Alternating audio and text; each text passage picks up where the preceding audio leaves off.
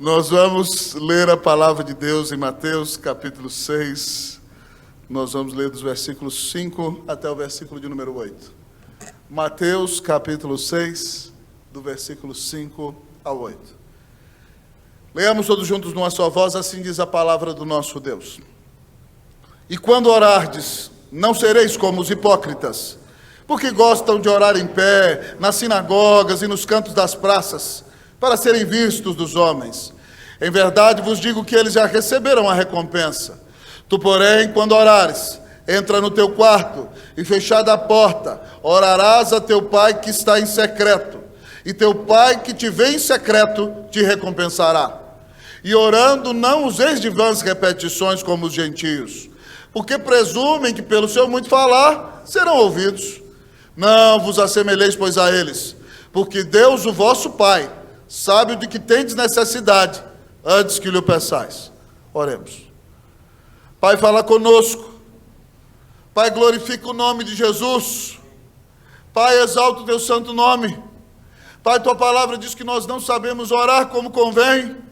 Ó Pai, por causa do nosso pecado, Deus, ó Pai, nós não somos tão inclinados à oração como deveríamos ser. Ó Pai, mas o Senhor, ó Pai, é quem nos atrai. Fomos tão abençoados no momento de cânticos aqui, cantamos: atrai-me, Senhor, para o teu lado estar, Senhor. Não foram meras palavras ditas a esmo, ó Deus.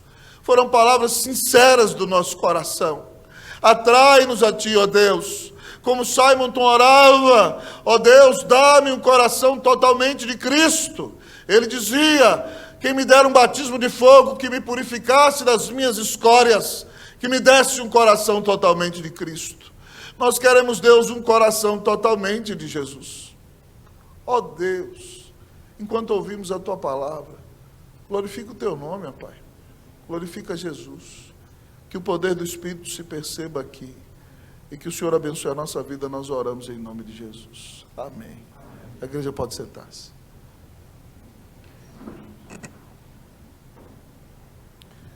A oração é o oxigênio da alma do crente. Queridos amigos e irmãos, é impossível ser cristão e viver sem oração. E a grande questão, amados irmãos, é que a oração tem um problema. O grande problema da oração é que Deus responde. Eu tenho um amigo pastor, colega de turma, sempre muito exagerado, foi orar por uma irmã da igreja enferma, e aí botou a mão na cabeça dela e falou assim: Senhor, que esta mulher viva milhões e milhões de anos. No outro dia ela morreu, irmãos. Foi para agora. Foi o que ele pediu, não foi? Para ela viver milhões e milhões de anos é só na eternidade. Mas a grande realidade, irmãos, é que Jesus disse para nós, nesse sermão, que é o Sermão da Montanha, que revela a ética do cidadão do reino, que é um pressuposto lógico que cristãos orem. É impossível ser cristão e não orar. Jesus diz aí: e quando orardes? Ele não diz: e se orardes? Para ele é óbvio que você vai orar. E ele repete de novo no versículo de número 6, quando orares. Ele sabe que você vai orar. Se você é crente, você vai orar. E no versículo 7 ele diz: orando. Então não dá para encarar a vida cristã sem oração. Não dá para ser uma bênção nesse mundo sem oração. Não dá para ser instrumento nas mãos de Deus sem oração. Deus criou a oração, amados irmãos, para quebrantar o nosso coração, para nos humilhar na presença de Deus e para nos moldar a imagem dele. A oração não muda Deus, a oração muda o nosso coração. A oração nos faz mais dependentes, mais conscientes, mais quebrantados e mais consagrados ao nosso Deus. Pensando então que é um pressuposto lógico que o cristão ore, e que é impossível ser cristão se você não tem uma séria vida de oração. O Senhor Jesus, neste texto, nos ensina como orar. Como orar. E ao nos ensinar três princípios maravilhosos, Ele vai nos ensinar como orar. Primeiro princípio que ele diz, como orar? Qual é o primeiro princípio que Jesus ensina para nós aqui? Com humildade. Como orar? Com humildade. Eu vou perguntar à igreja, repita. Como orar, igreja unida? Com humildade. Versículo de número 5, vamos ler? Todos juntos? E quando orardes, não sereis como os hipócritas, porque gostam de orar em pé nas sinagogas e nos cantos das praças, para serem vistos dos homens. Em verdade vos digo que eles já receberam a recompensa. Jesus diz, amados irmãos, que a nossa vida de oração não pode ser uma demonstração teatral. A palavra usada para hipócritas aqui era a mesma palavra usada no grego para atores.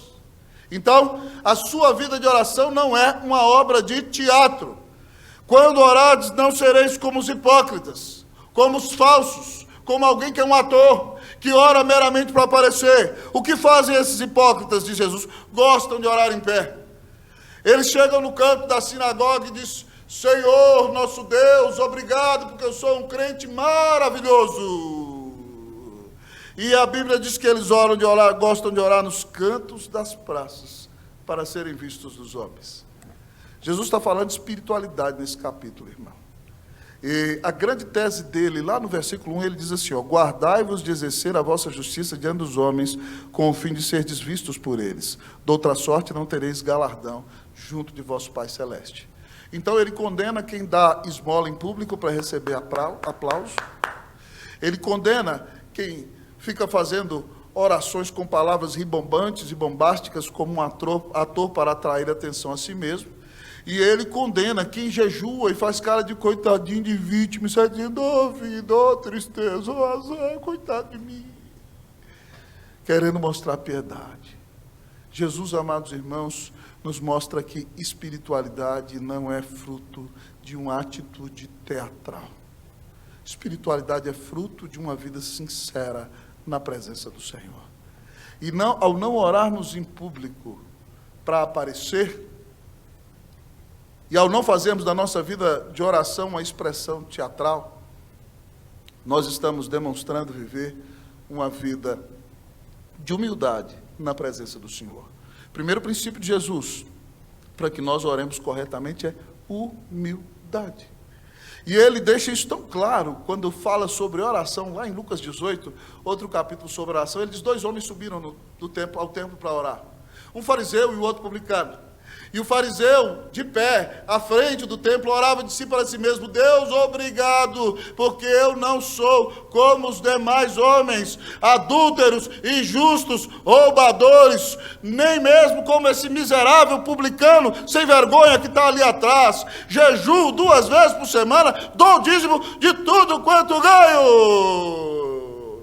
Quase que ele diz, um aplauso para mim do céu, Senhor. Aleluia, louvado seja Deus, um aplauso para mim.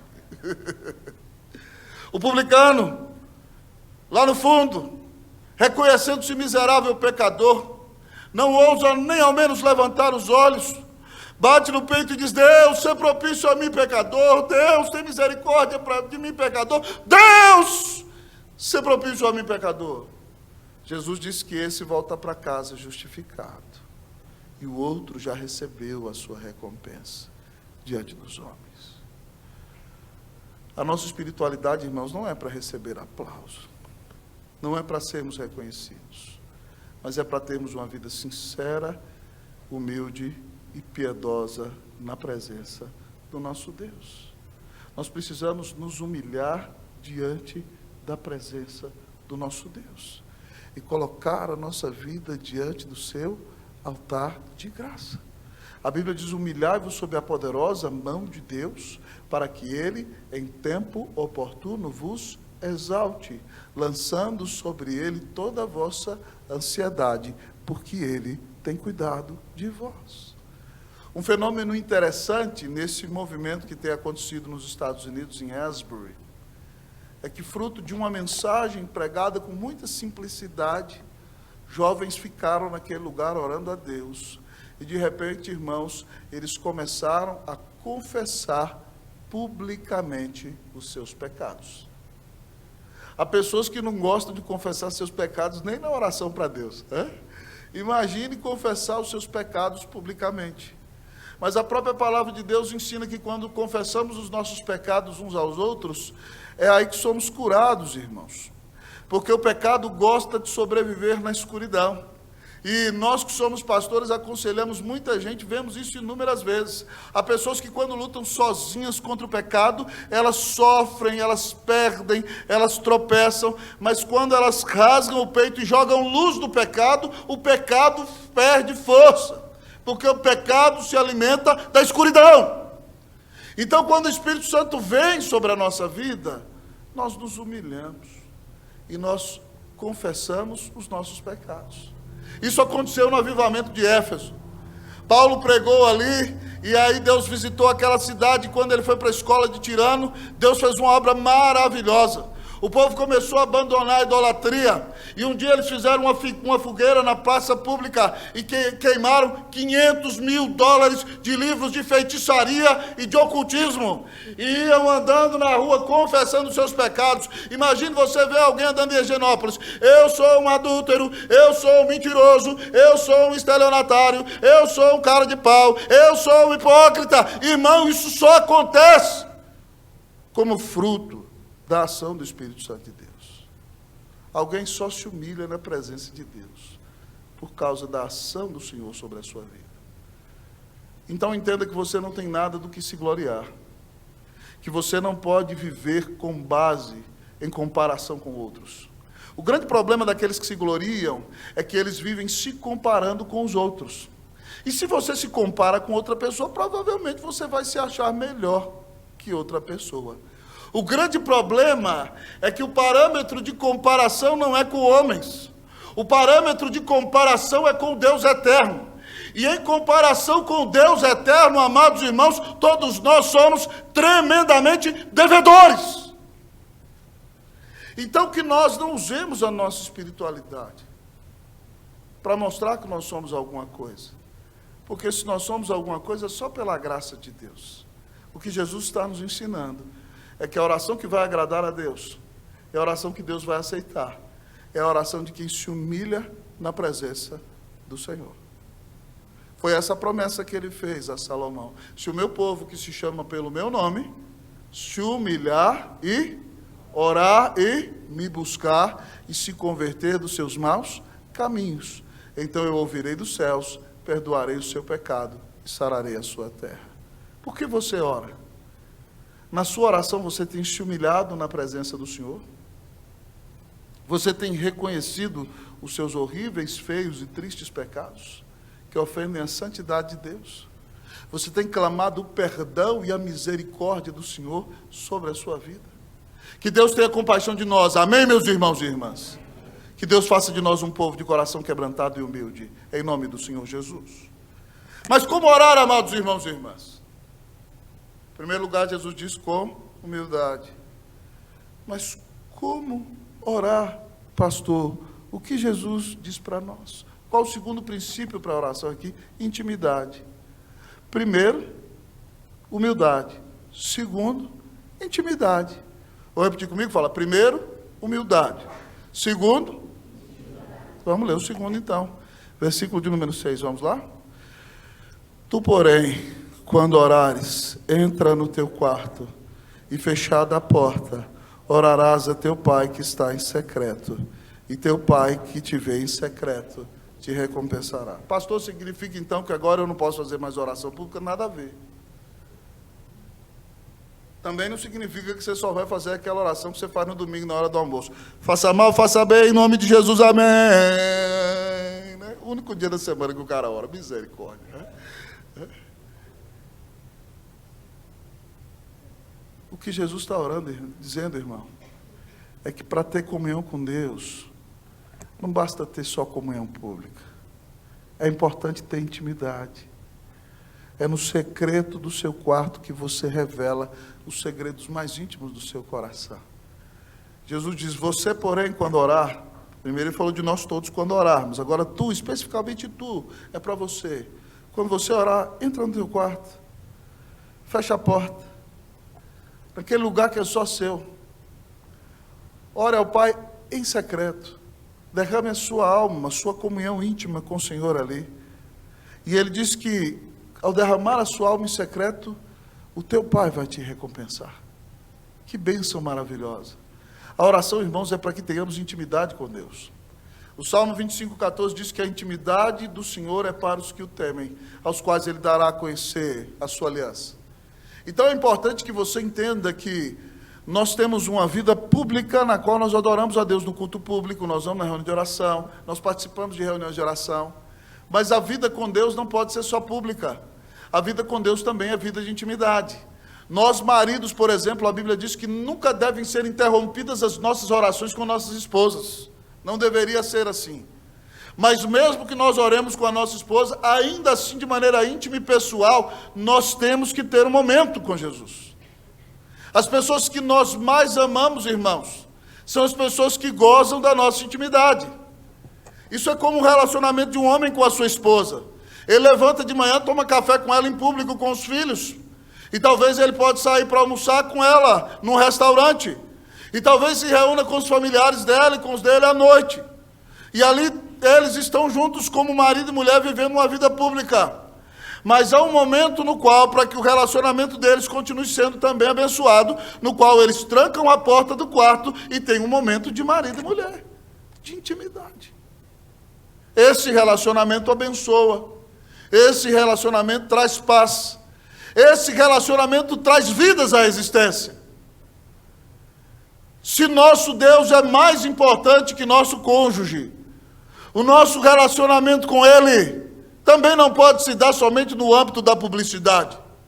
Pelo contrário, no momento em que nós estamos sozinhos, nós oramos a Deus com irmãos e irmãs na igreja, nós oramos com amigos no horário do almoço do restaurante, nós oramos no momento de aconselhamento espiritual, mas nós precisamos ter um momento nosso com o Senhor. E quando isso não acontece, amados irmãos, o Senhor permite que nós enfrentemos lutas, angústias e aflições, para que nós entendamos que precisamos estar matriculados na escola da oração. Que é impossível ser cristão sem oração. É por isso que Paulo diz: orai sem cessar, porque você entra no quarto, ora em secreto, tem comunhão com Jesus, e você está tão cheio de Jesus, que você então vai dirigindo no carro, e sua mente está ligada, e você ora ao Senhor. E você está conversando com alguém, em meio de uma reunião, e uma decisão importante tem que ser tomada, e você está aqui na mente: Senhor, me dá sabedoria, não me deixa falar besteira, Senhor, conduz a minha vida, me usa para a glória de Deus. É assim, querido amigo e irmão. Um dos líderes que eu mais admiro no Antigo Testamento é Neemias. Neemias é um homem de uma vida de oração espetacular.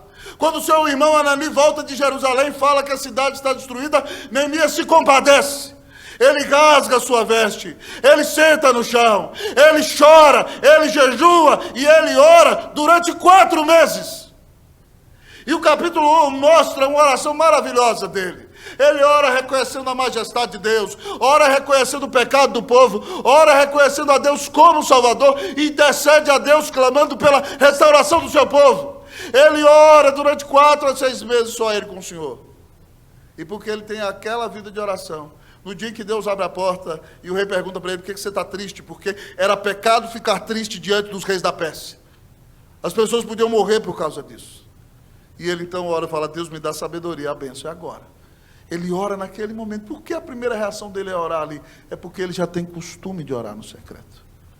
É porque ele já tem costume na presença de Deus. É assim, queridos amigos e irmãos, que nós também devemos orar. Quando Daniel é perseguido e proíbem a ele de que ore, ele continua entrando no seu quarto, e como fazia sempre, 3 vezes ao dia, ele orava ao Senhor. 3 vezes ao dia.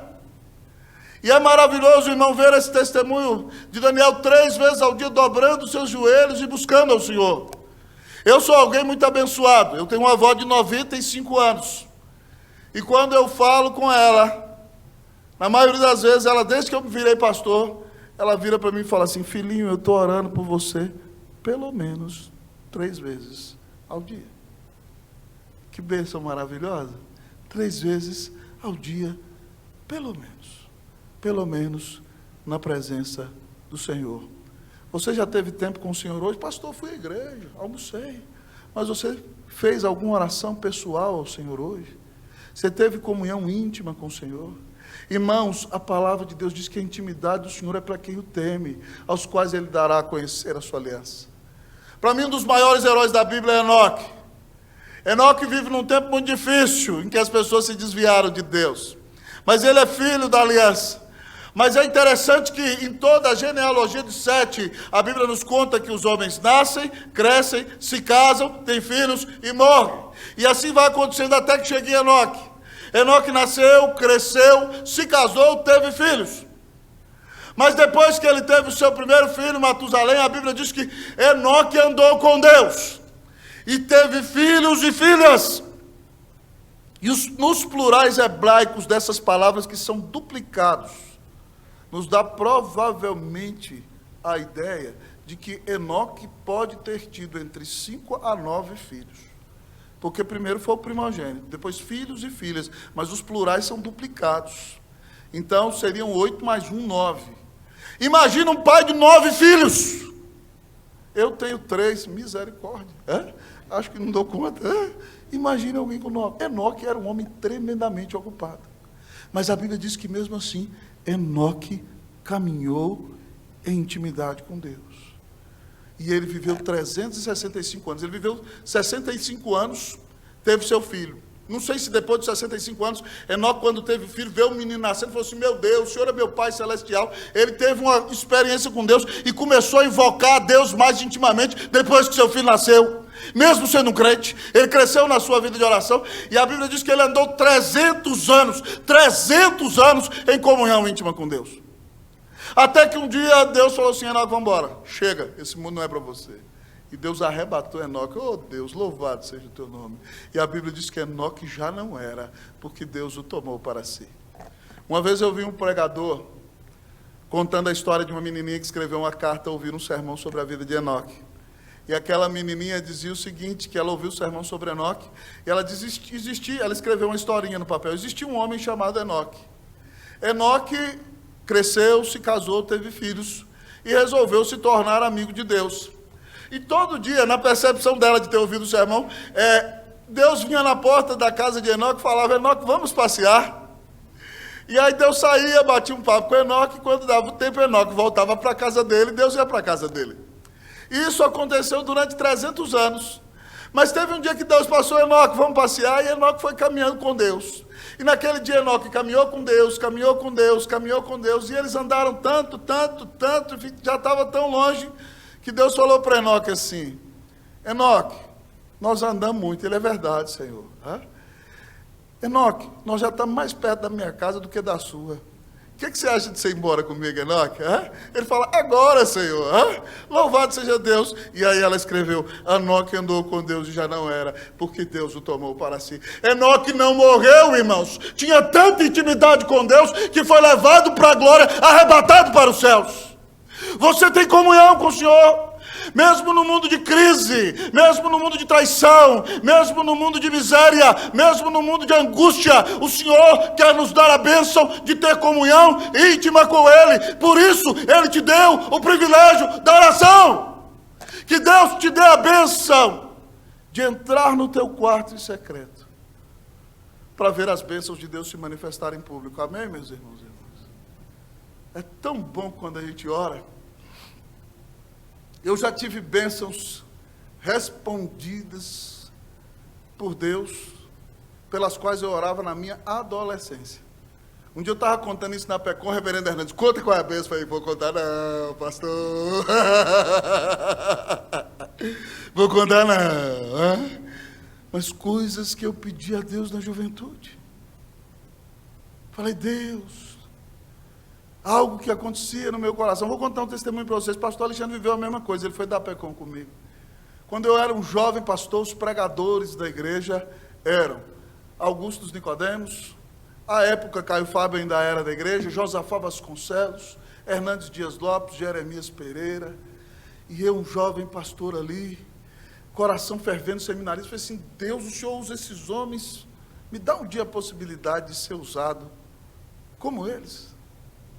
E de repente, depois de uns 20 e tantos anos, pregando num congresso com alguns deles, Deus me fez lembrar daquela oração. E eu chorei sentado ali. Porque quando a gente pede a Deus para que use a nossa vida para a glória dele, Ele usa. mais de 20 anos depois. Louvado seja o nome do Senhor. Você pode orar hoje e Deus vai atender a sua oração. Mas aproveita o secreto. Aproveita o momento que você tem com Jesus. Que Deus te dê a bênção de ter comunhão íntima com o Senhor, amém?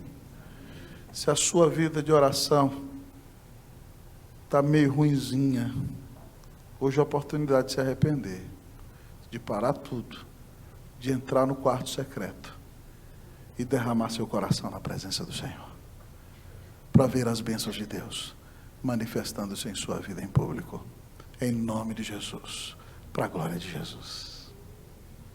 Como está sua vida de oração? Não consegui pregar os 15 minutos. Já era. Já deu 25, já perdi, já era. Como orar? Princípios da oração, com humildade. Segundo, com intimidade. Terceiro lugar, com confiança. Como orar? Com humildade, com intimidade, com confiança. Versículo de número 7 e 8. Eu leio 7, vocês o 8. E orando não useis de vãs repetições como os gentios, porque presumem que pelo seu muito falar serão ouvidos. Vocês.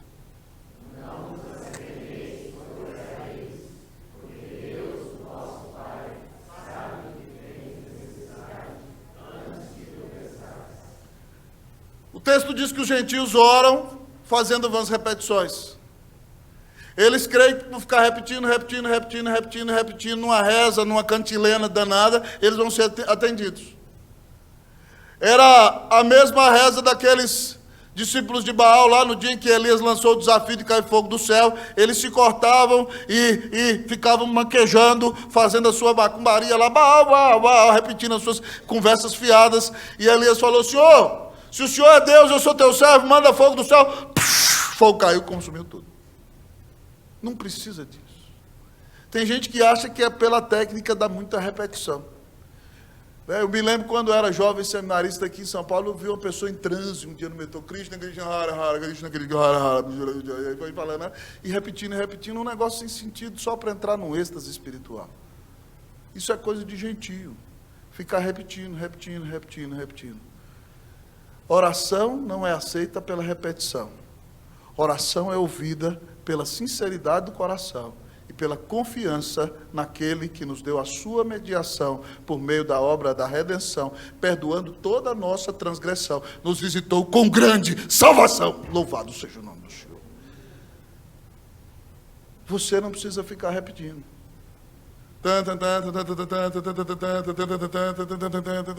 Isso não é oração, isso é uma reza. Negócio sem lógica, sem pé nem cabeça. Você não tem que usar de vãs repetições como os ímpios, porque eles acham que por ficar repetindo vão ser ouvidos. Não é isso. Você não precisa se assemelhar a eles, porque o Deus, o vosso Pai, você tem Pai. Você tem um relacionamento pessoal com Deus. Deus é seu Pai. Jesus nos ensinou a chamar Deus de Pai. Então você fala como quem fala com seu papai e seu papaizinho. Não vos assemelheis, pois, a eles, porque Deus, o vosso Pai, sabe do que tendes necessidade antes que lhe o peçais. Deus sabe do que você necessita antes mesmo de você pedir. Então peça, pronto, Senhor, eu preciso disso, e ponto, que o Senhor me abençoe, em nome de Jesus. Amém. Ore pelo que você precisa. Quando você pede, como quem confia no seu Pai, você não precisa ficar numa reza, numa repetição, numa cantilena sem fim, porque você não precisa manipular Deus. Essas rezas, essas cantilenas, eram de pessoas que tinham que manipular as divindades para conseguir as suas bênçãos. Não existe nada que você possa fazer para que Deus te abençoe. Você é abençoado por causa da graça de Deus dada a você através de Cristo Jesus. Então, entendendo o seu relacionamento com Deus, Deus é o seu Pai. Então, ore e confie. E Deus vai lhe responder às suas orações. Irmãos, eu gosto muito da vida do grande homem de Deus, George Miller, que alimentou mais de 1.200 crianças sem pedir um centavo a ninguém, durante toda a sua vida, e dedicando-se integralmente ao ministério e ao cuidado delas. E sempre Deus levantou uma oferta. E há um fenômeno na vida de George Miller, depois que ele já se tornou um homem, ele pregou até mais de 90 anos, mas depois dos seus 60 anos ele se tornou um conferencista internacional, e ele ia pregar em Quebec, e estava num navio, saiu da Inglaterra, e havia um grande nevoeiro no domingo, e então o navio não conseguia avançar, e George Miller chegou para o capitão e disse: capitão, nós precisamos avançar, porque eu tenho que pregar em Quebec na quarta-feira. O capitão riu da cara dele: com esse nevoeiro, é impossível que o senhor pregue em Quebec na quarta-feira. E ele disse: vamos orar. E se ajoelhou. E o capitão fez menção de que ia orar. Ele falou assim: não, por favor, o senhor não ora não, porque o senhor não crê. E ele orou: Senhor meu Deus, o Senhor é o meu Pai, deu o Redentor por mim. O Senhor marcou esse compromisso para eu pregar em Quebec na quarta-feira. O Senhor é o Deus do nevoeiro. O Senhor é o Senhor do mar. Senhor, se o Senhor quer que eu pregue a Tua palavra e honre a Cristo Jesus na quarta-feira, por favor, Senhor, dissipa o nevoeiro para que o navio ande e eu pregue na quarta-feira em Quebec. Quando eles se levantaram, irmãos, não tinha nevoeiro. Ele chegou em Quebec na terça e pregou na quarta-feira. Confiança, fé. Sem fé é impossível agradar a Deus. Porque é necessário que aquele que se aproxima de Deus creia que Ele existe e Ele se torna o galardoador de todos aqueles que o buscam.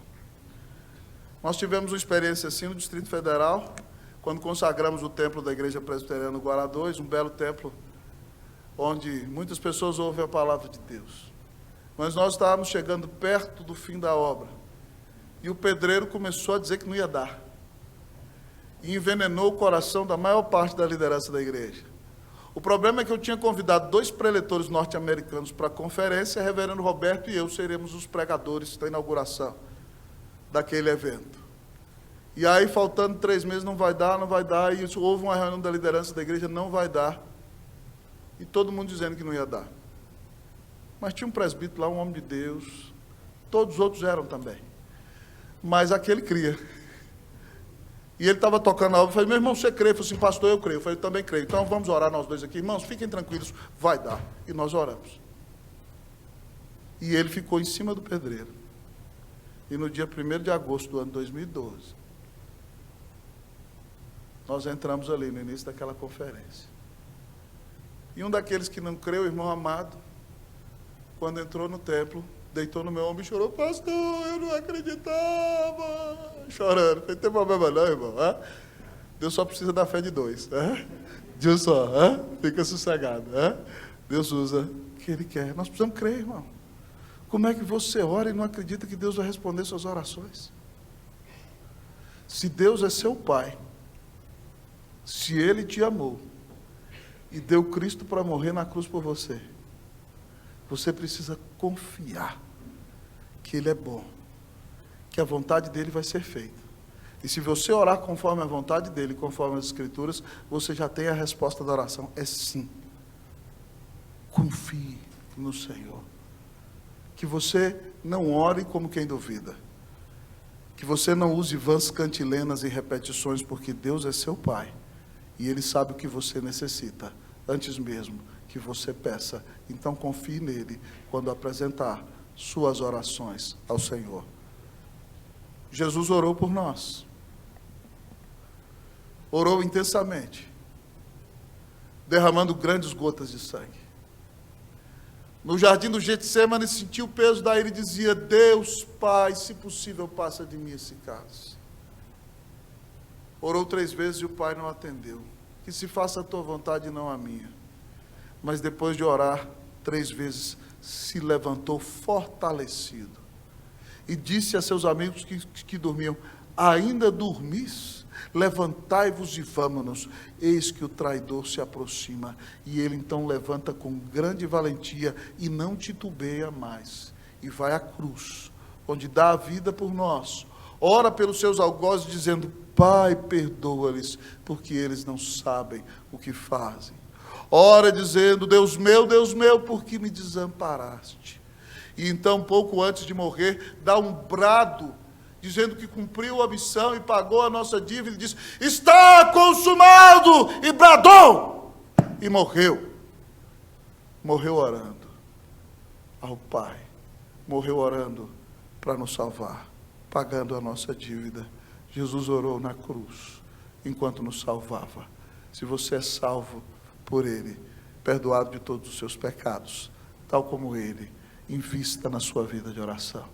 Creia no Senhor. Tenha um relacionamento vivo e pessoal com Deus. Como orar?